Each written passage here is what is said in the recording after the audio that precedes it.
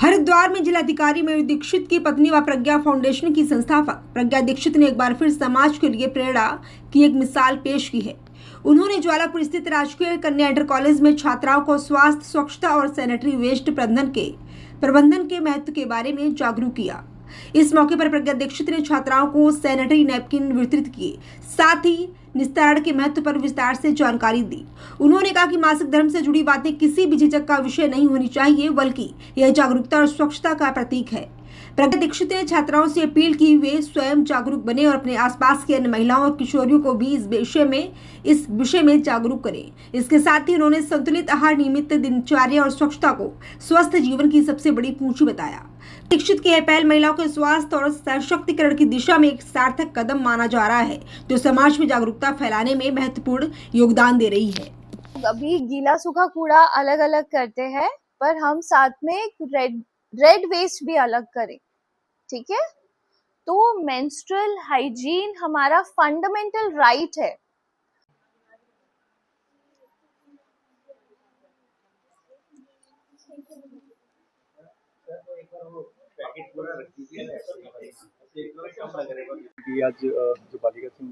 मैं प्रज्ञा फाउंडेशन के नाम से एक एनजीओ चलाती हूँ। उसमें हम महिलाओं और बच्चों के हित में होने वाले कार्य करते हैं।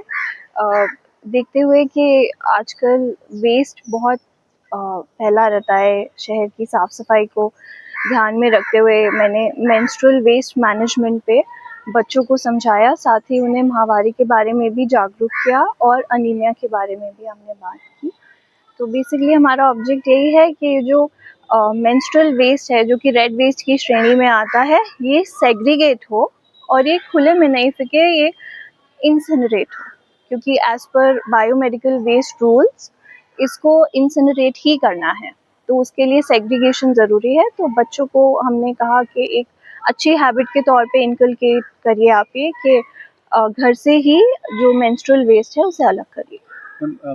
बच्चे तो बहुत पॉजिटिव हैं। बच्चे तो नई उनकी उम्र ही ऐसे है कि वो बात करना चाहते हैं, क्यूरियस हैं, दे वांट टू अंडरस्टैंड। तो हमें बार-बार बच्चों से इस बारे में बात करनी पड़ेगी और बार-बार इसके बारे में बोलना पड़ेगा पब्लिकली, जिससे कि जो टैबूज अटैच्ड हैं मेंस्ट्रुएशन से और जो शर्म अटैच्ड है, ये धीरे-धीरे हट जाए। देखिए, मैं तो ये